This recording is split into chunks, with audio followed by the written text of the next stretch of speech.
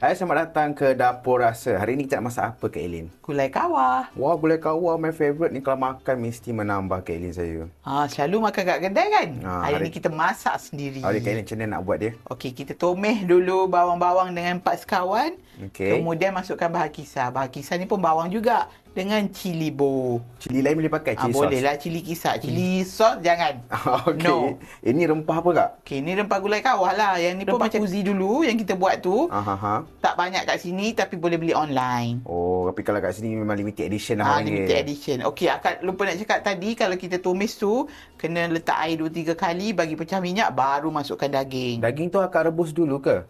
Daging agak rebus dululah supaya cepat empuk. Kita pun masak tak lama. Kemudian letaklah santan. Akak guna satu kotak santan kecil je. Tadi air apa yang akak masuk? Masukkan air rebusan daging, barulah lagi sedap kita punya gulai kawah. Oh, yang tadi tu yang macam bulat-bulat tu? Okey, yang lain tu gula melaka, kerisik dengan asam keping, kemudian perasakan dengan garam dan serbuk perasa. Lepas tu ada lagi ke nak kena masukkan? Tu letakkan cili je bagi cantik, bagi ada warna-warna. Oh, sedapnya kau tak sabar saya nak makan. Boleh? Boleh makan dengan nasi panas, ada sambal belacan, ada ulam. Oh, memang orang kata apa sedap bedok. Kan, jangan lupa cuba.